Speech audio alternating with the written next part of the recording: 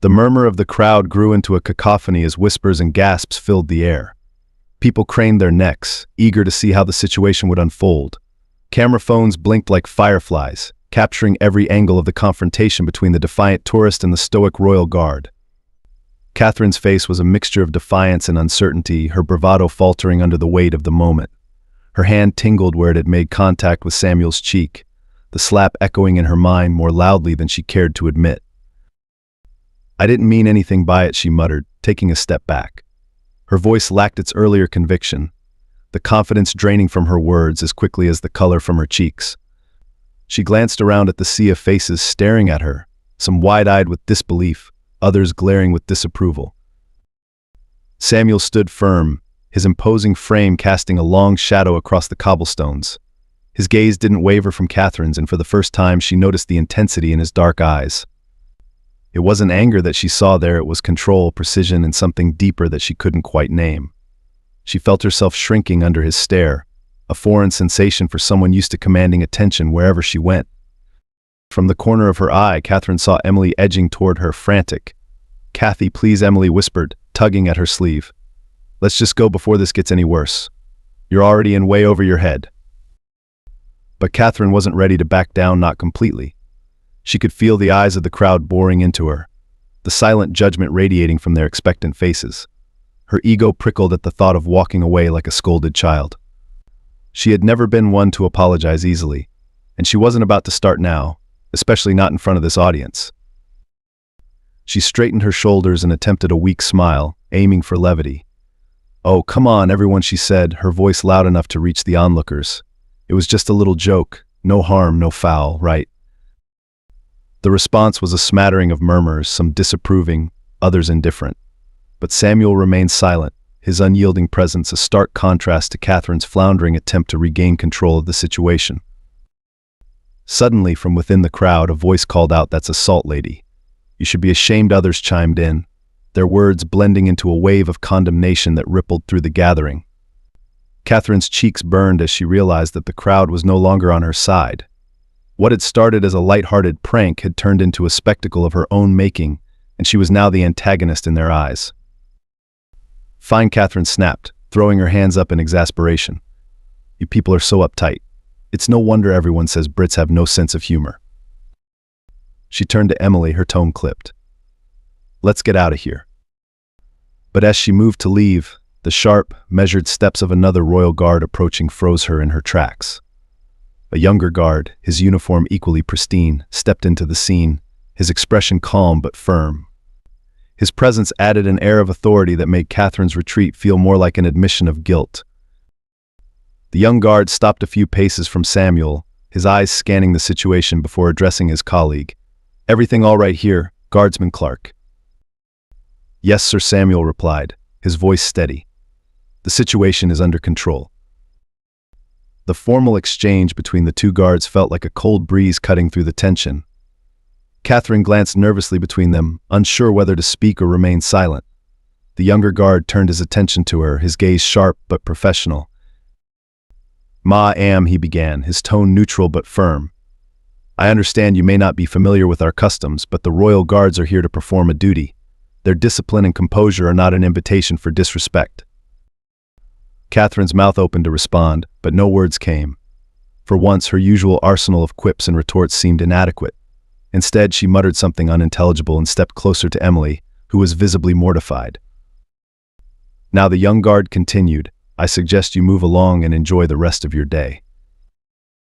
Catherine nodded stiffly, her pride taking another hit. She grabbed Emily's arm and turned toward the crowd, which parted reluctantly to let them through. The murmurs followed them like an invisible trail of shame, the eyes of strangers boring into Catherine's back with every step she took. But as the two women walked away, Catherine glanced over her shoulder, her gaze meeting Samuel's one last time. For a moment she saw something in his expression, a flicker of disappointment, perhaps, or maybe just resolve. It was enough to unsettle her, though she couldn't quite understand why. "Let's just forget about it," Emily said softly as they moved farther from the palace gates. But Catherine couldn't. The sting of her own actions and their consequences hung in the air like a storm cloud, refusing to dissipate. And though she didn't know it yet, This moment would follow her far longer than she could have imagined. The steady hum of voices surrounded the palace gates as Catherine and Emily melted into the crowd. For a fleeting moment, it seemed as if the tension had dissipated, swallowed by the ebb and flow of tourists eager to resume their sightseeing. But the ripples of Catherine's confrontation with Samuel hadn't stilled instead. They began to spread, carried on whispers and the click of phone cameras. The videos of the incident were already circulating online, snippets of the slap and Samuel's calm yet commanding response drawing attention and igniting debates in real time. Samuel remained at his post, his stance rigid, his gaze unflinching as though nothing had transpired. But inside, his mind churned. Years of training had taught him to endure every manner of provocation without breaking protocol. It was part of the code he lived by, composure above all else. Yet, for the first time in his career, he had spoken out in the face of disrespect, and that choice lingered in his mind like an unspoken question. From the corner of his eye, he noticed his commanding officer, Captain Edward Hargrove, striding toward him with brisk, purposeful steps. Dressed in full ceremonial attire, Hargrove was a man whose very presence commanded respect. He had overseen the training of countless guardsmen, including Samuel, and his reputation for enforcing discipline was as unyielding as the gates they protected. Clark Hargrove called sharply, stopping a few paces away. His voice, though low, carried the weight of authority. A word. Samuel stepped back and turned, his posture remaining flawless even as he followed Hargrove to a quieter corner away from the crowd's view. The captain's piercing blue eyes studied him with a mix of curiosity and concern, the lines on his face deepening as he spoke. "I've seen the footage," Hargrove began without preamble. "It's already making the rounds." Samuel's jaw tightened, but he said nothing. His mind raced, anticipating what was to come, a reprimand, perhaps, or even a formal inquiry. He had crossed the invisible line that separated discipline from reaction, and he knew the consequences of such a breach could be severe. "You're aware of what this means, I trust," Hargrove continued, his tone measured. "The integrity of the guard hinges on our discipline. No matter the provocation, we do not engage." "Yes, Sir," Samuel replied, his voice steady. "I understand." Hargrove's gaze softened slightly, though his stern demeanor remained. "And yet you spoke, you stepped forward. Explain." Samuel hesitated, choosing his words carefully. "With respect, sir, the situation had escalated beyond what silence could resolve. The individual's actions posed a threat not just to my person but to the decorum we're sworn to uphold. Addressing her directly was the only way to diffuse it." The captain regarded him for a moment, his expression unreadable. "And do you believe your response was proportionate?" Samuel met his gaze unflinchingly. "I do, sir." Hargrove nodded slowly, his lips pressing into a thin line. "Be that as it may, this incident has put us under scrutiny. The press will seize on this, and questions will be asked about you, about our protocols, about the very purpose of our presence here. I'll do what I can to shield you from the fallout. But I need to know you're prepared for what's coming." "I am," Sir Samuel said firmly, though inwardly he braced himself for the storm he knew was brewing. Hargrove studied him for another moment before stepping back. "Return to your post. And Clark, stay sharp. This isn't over." Samuel saluted crisply before resuming his position, his face a mask of composure once more. But as he stood in the late afternoon sun, the weight of Hargrove's words settled heavily on his shoulders. This wasn't over, far from it. Meanwhile, just a few blocks away, Catherine and Emily sat in a small cafe, the tension between them palpable. Catherine stirred her tea absent-mindedly, her sunglasses perched atop her head as she scrolled through her phone. Notifications pinged incessantly, a barrage of messages, tags, and comments that made her stomach twist. "I can't believe this," she muttered, half to herself. "It's everywhere." Emily looked up from her coffee, her brows furrowed with concern. "What did you expect, Kathy?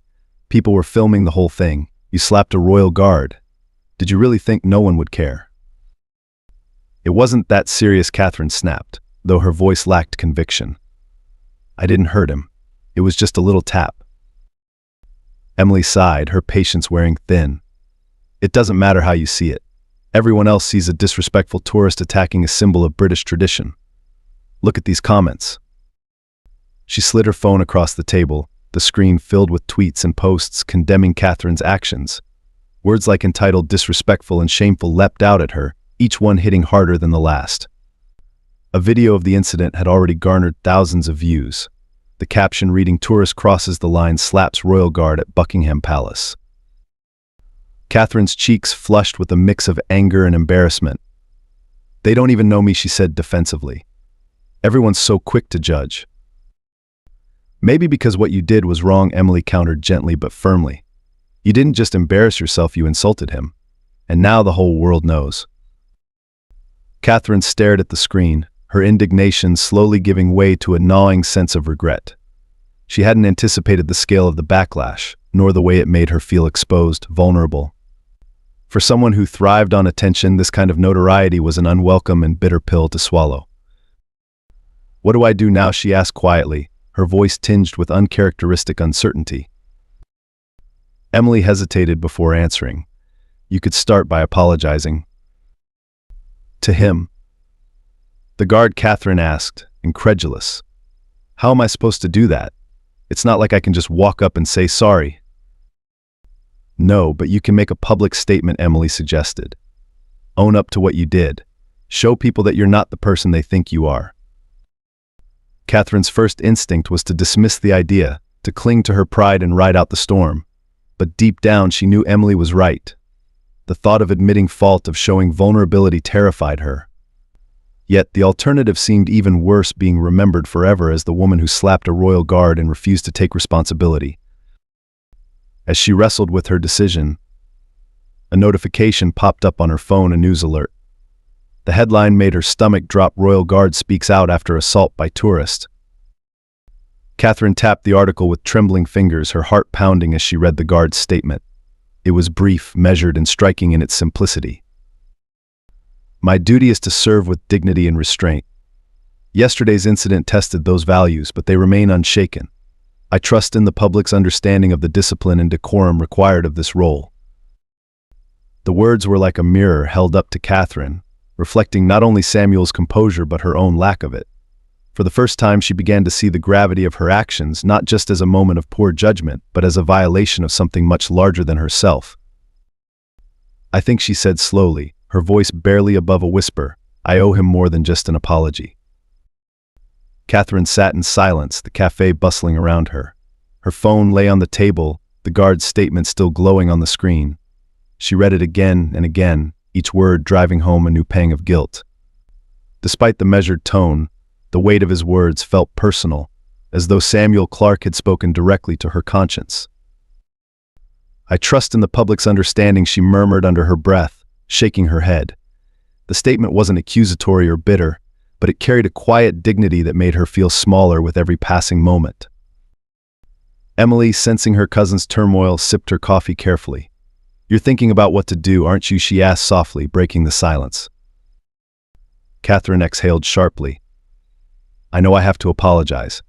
Not just for the crowd or the camera," she hesitated, her voice faltering, "but for him. For what I did to him." Emily nodded encouragingly.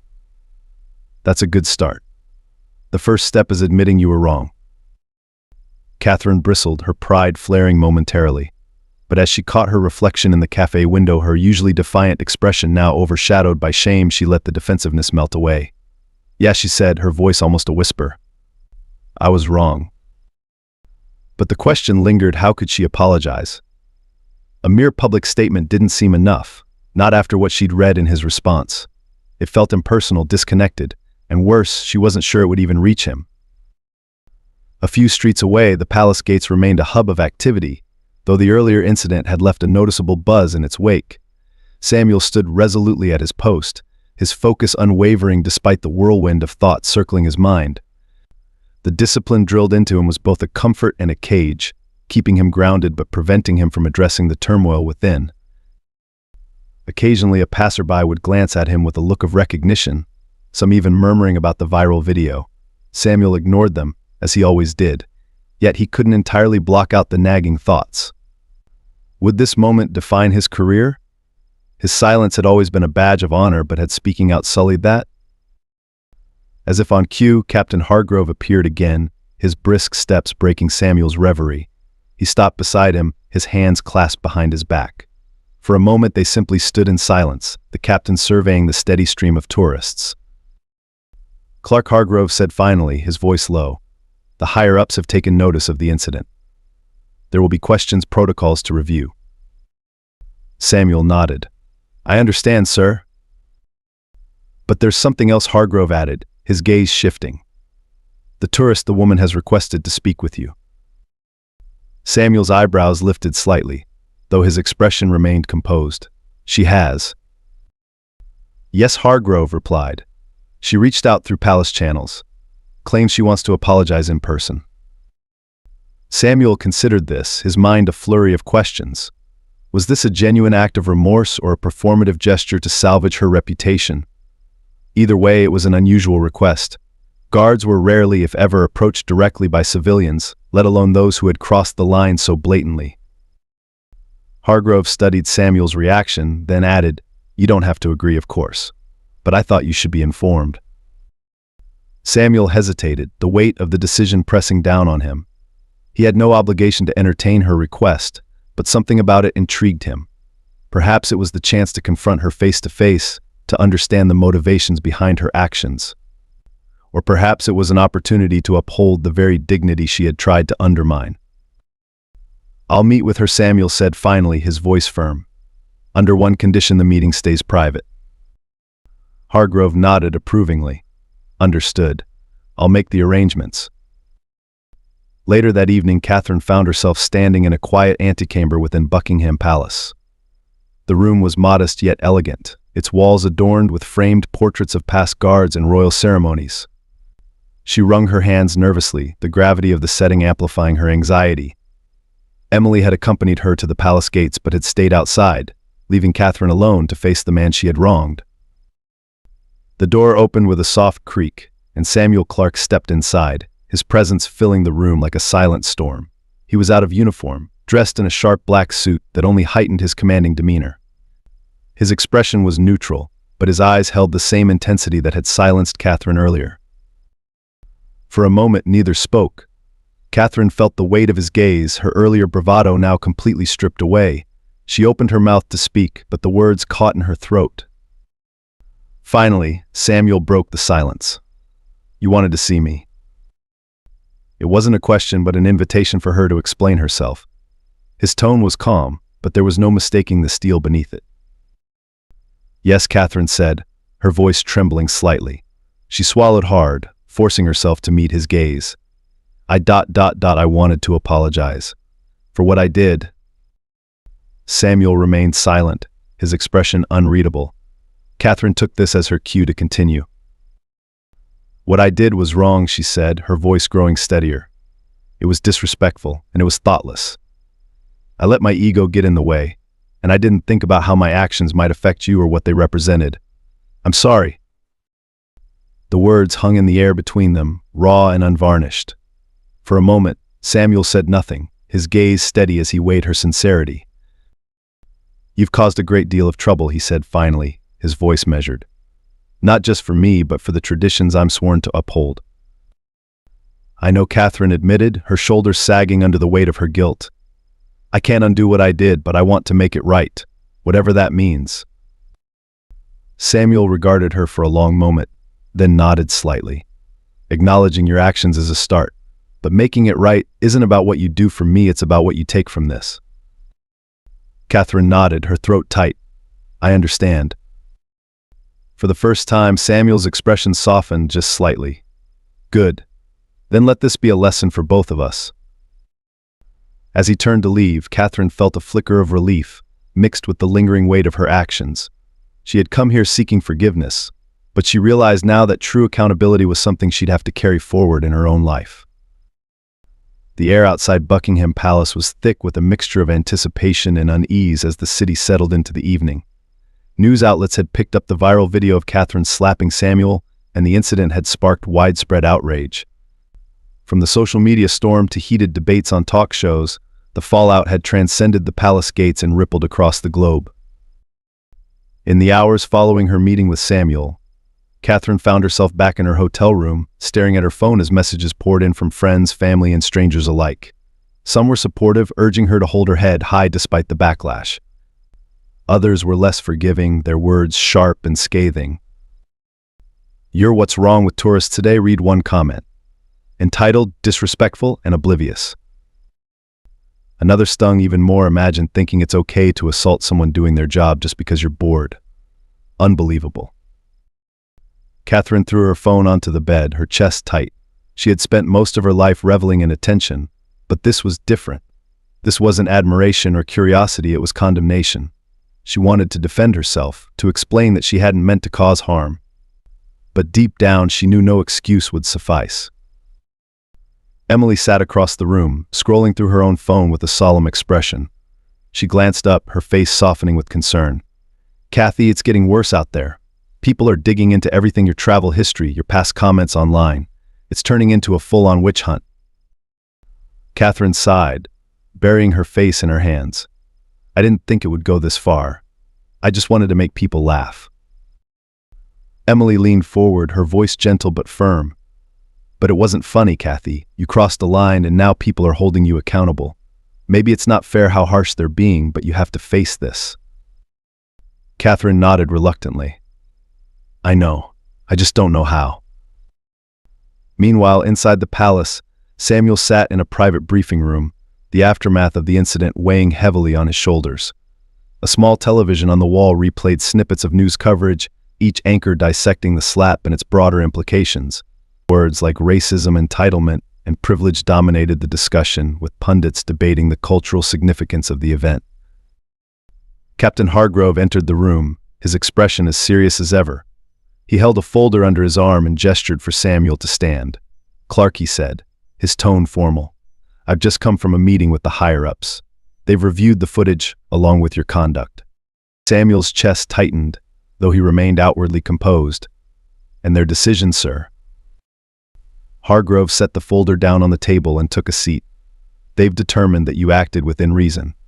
Given the circumstances, they're satisfied that your response was measured and appropriate." Relief coursed through Samuel, though he didn't let it show. "Thank you, sir." But Hargrove continued, his gaze sharp. "This incident has drawn attention to more than just your actions. The public is calling for a broader discussion about the role of the guards and what we represent.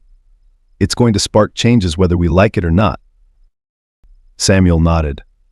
"I understand, sir." Hargrove studied him for a moment, then leaned back in his chair. "What's your take on all this? Do you think this tourist learned anything from today?" Samuel hesitated, the memory of Catherine's apology fresh in his mind. She seemed genuine when she apologized, but whether she's learned something, that's up to her. Hargrove nodded thoughtfully. "Fair enough. For now, focus on your duty. The rest will sort itself out." Across town, Catherine sat at her laptop, drafting a public statement. Emily hovered behind her, occasionally offering input as Catherine wrestled with the words.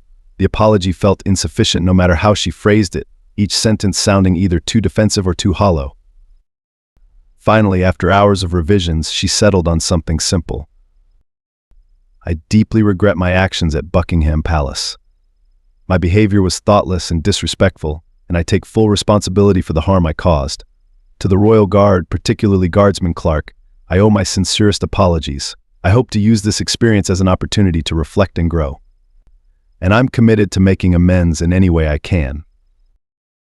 Emily read the statement over Catherine's shoulder and nodded approvingly. "It's honest. It's a start." Catherine hesitated before pressing post, her finger hovering over the button. "Do you think it'll make a difference?" she asked quietly. Emily placed a reassuring hand on her shoulder. "It might not fix everything, but it shows you're taking responsibility. And that's what matters." Taking a deep breath, Catherine clicked post within minutes. The apology began to gain traction, the comments flooding in once more. Some were skeptical, others cautiously optimistic. But for the first time, Catherine felt a small glimmer of hope that she could move forward, even if it meant carrying the weight of this moment for a long time to come. The following morning, a crisp autumn breeze swept through the streets of London, rustling leaves along the cobblestones in front of Buckingham Palace.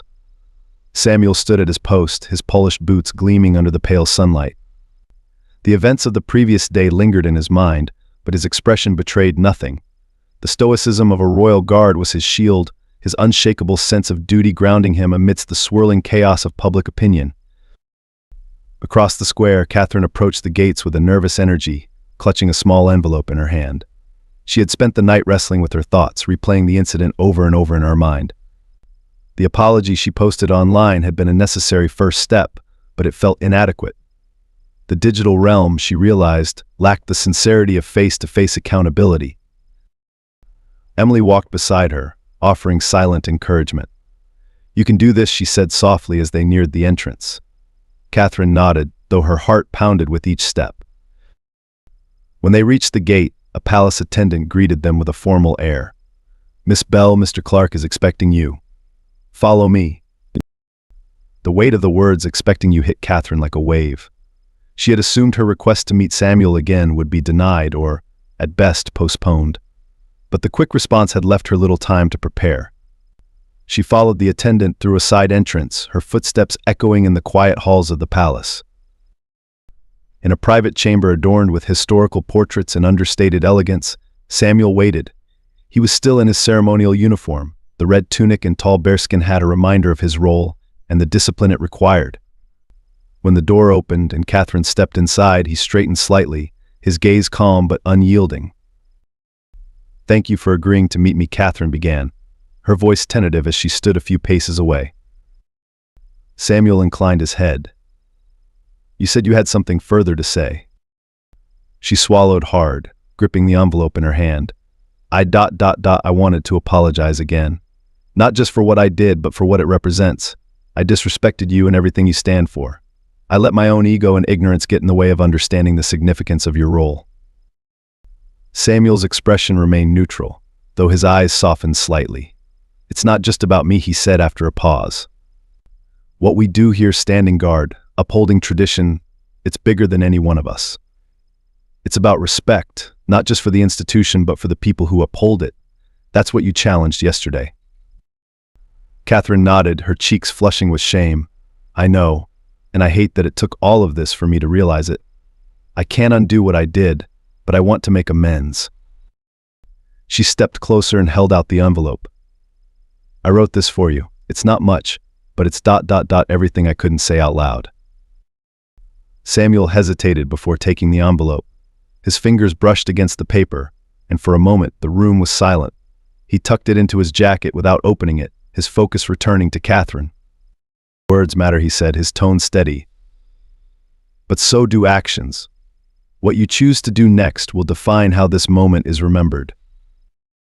Catherine nodded, his words striking a chord deep within her. "I understand. I've already started working on a public awareness campaign about respecting cultural traditions. It's something small, but I want to use my platform for something good for once." Samuel regarded her for a long moment before offering a subtle nod of approval. "That's a start." Outside the palace, the media had gathered, their cameras trained on the entrance as speculation about Catherine's meeting with Samuel swirled. Emily waited anxiously among the crowd, her arms crossed tightly as she scanned the sea of reporters for her cousin. When Catherine emerged, her face was a mix of relief and determination. The reporters surged forward, microphones thrust in her direction, their questions overlapping in a chaotic chorus. "Miss Bell, what did you say to the guard? Do you think your apology was enough? How do you feel about the backlash online?" Catherine held up a hand, silencing the crowd. "I won't answer every question, but I'll say this: what I did was wrong, and I take full responsibility for it. My actions disrespected a tradition that represents discipline, honor, and unity. I'm grateful for the opportunity to apologize directly to Guardsman Clark. And I'm committed to making sure this moment becomes a lesson. Not just for me, but for anyone who follows my story." The crowd buzzed with murmurs as she turned and walked away, Emily quickly falling into step beside her. "How do you feel?" Emily asked as they ducked into a side street, away from the media frenzy. "Tired," Catherine admitted, running a hand through her hair. "But for the first time, I feel like I'm doing the right thing."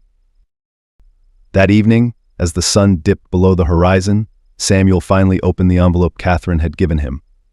Inside was a handwritten letter, the penmanship uneven but earnest.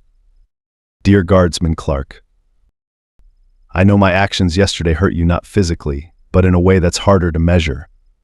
I disrespected not just you but everything you represent, and I'm truly sorry. I've spent the last 24 hours reflecting on why I acted the way I did, and I realized it wasn't just ignorance, it was arrogance. Your composure in the face of my behavior was more than I deserved, and it showed me what true strength looks like. You didn't retaliate, even though you had every right to be angry. Instead, you stood firm, and that discipline left a mark on me in a way I'll never forget. I can't undo what I did, but I promise to do better. I'm starting by using my platform to raise awareness about the importance of respect both for people and for the traditions that shape our world. I hope one day I can look back on this moment and see it as the turning point where I became a better person. Thank you for your service, your patience, and your dignity. Sincerely, Bull. Catherine Bell. Samuel folded the letter carefully and placed it back in the envelope. As he sat in the quiet of his quarters, he allowed himself a rare moment of reflection. The incident had tested him, but it had also reaffirmed the importance of what he stood for. Catherine's journey of accountability was just beginning, but in her letter he saw a glimmer of something that gave him hope, growth. For Samuel, the palace gates would remain his post, his duty unchanging. But for Catherine, those gates had become a symbol of transformation, a reminder that even in moments of failure, there is the possibility for redemption.